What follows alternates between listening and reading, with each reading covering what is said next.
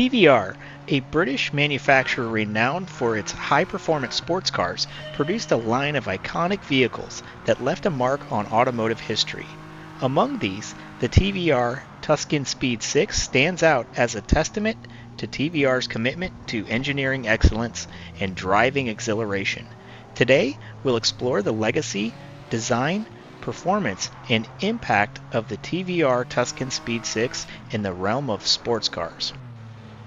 The company TVR was founded in 1947 by Trevor Wilkinson, who earned a reputation for crafting cars that prioritized raw driving experience over creature comforts. The company's philosophy centered on lightweight construction, powerful engines, and aerodynamic designs, making their cars popular among enthusiasts seeking pure driving thrills.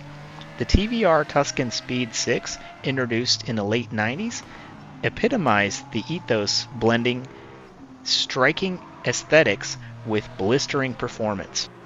One of the most striking aspects of the Speed 6 is its design, characterized by bold lines, muscular curves, and distinctive features such as pronounced wheel arches and distinctive headlights. The Tuscan Speed 6 exudes aggression and sophistication in equal measure. Its low-slung profile and aerodynamic shape contribute not only to its visual appeal, but also to its exceptional performance on both road and track. At the heart of the Tuscan Speed 6 lies its namesake power plant, a naturally aspirated inline six-cylinder engine meticulously engineered by TVR themselves. This 4-liter unit delivers an exhilarating symphony of power, producing upwards of 350 horsepower. Combining that with a lightweight chassis and advanced suspension setup, the Speed 6 offers blistering acceleration, razor-sharp handling, and a visceral driving experience that few cars can match.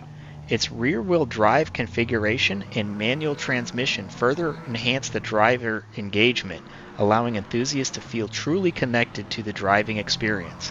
Unfortunately, it is only a 5-speed transmission, even though the car is called the Speed 6.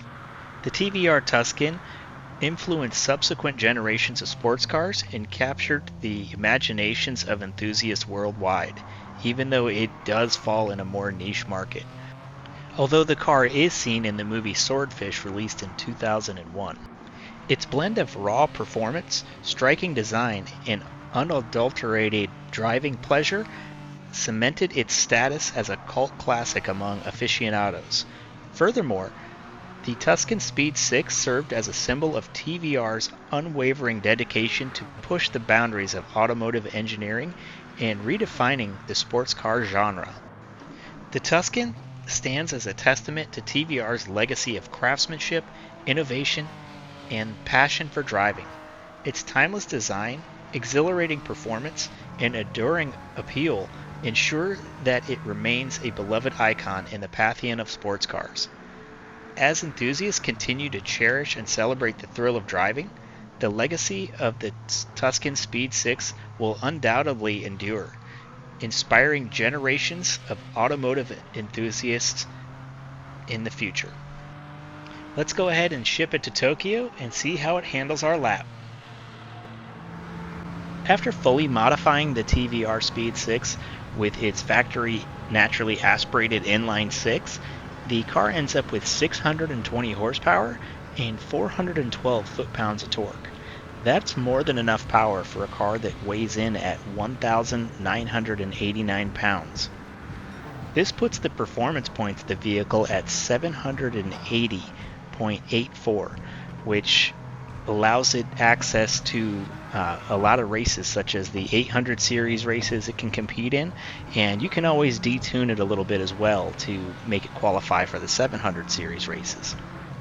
With its lightweight design, it's very agile and competes very well, and having a lightweight car lets you utilize a lot more of that power and put it to the ground a lot easier. So this is a great vehicle to choose if you're looking for something that's light and nimble to get through many of the courses. TVR is a strange company, and that can be seen when you're driving this car. It's got a double-digit tachometer that is representing the engine speed, and it redlines fully built just under 10,000 RPM. The speedometer goes up to 200 miles per hour even though it's a British car, and a lot of the normal things you would find in a vehicle are difficult to find just because they have a strange way of putting options in a car. The air conditioning controls, for example, are on the center console and just have strange dials to adjust the heat and the fan speed. Even though this is a road car, it feels much more like a purpose-built race car when you get behind the wheel, and the lack of airbags and any creature comforts helps give you that sensation as well. Using the factory engine, we ended up crossing the line at 1 minute 54 seconds .004, which puts it just barely behind the 458 Italia and just in front of the Yaris with the 2JZ engine swap. Let's see how this car handles the Camaro motor.